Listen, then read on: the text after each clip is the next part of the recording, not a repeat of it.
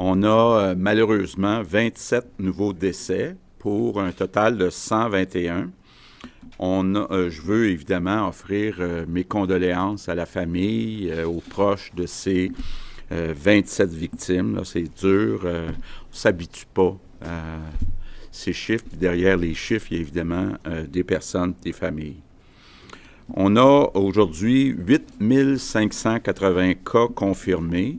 C'est une augmentation de 636.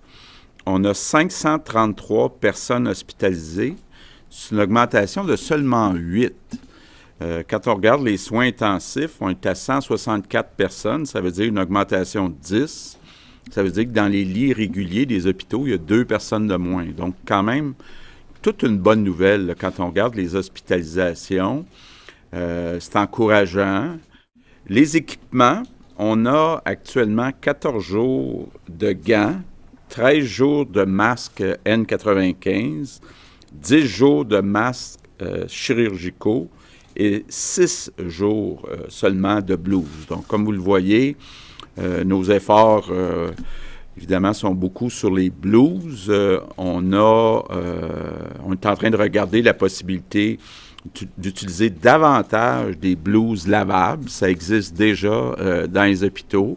Évidemment, ça nous permet de réutiliser les blouses.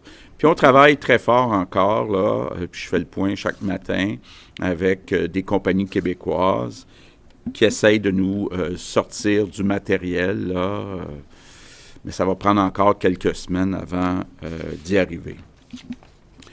Un mot sur les femmes enceintes. Bon, on sait qu'actuellement, il y a un seul hôpital qui ne permet pas d'avoir un accompagnateur pour les femmes qui viennent accoucher, c'est l'hôpital général juif.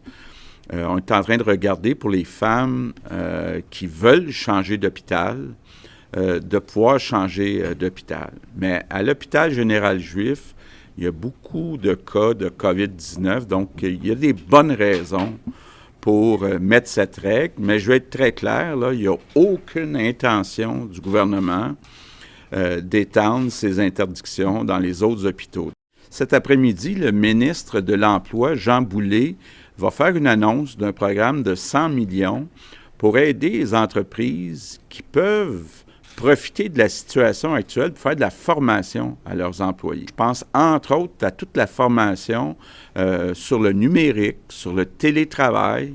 Évidemment, les choses vont beaucoup changer dans les prochains mois. Donc, on va, le gouvernement avec le programme, payer jusqu'à 100% des dépenses des salaires. Donc, ça va permettre, de se préparer à la réorganisation du travail, puis 2, bien, de garder plus d'employés qui vont continuer d'être payés avec leur salaire.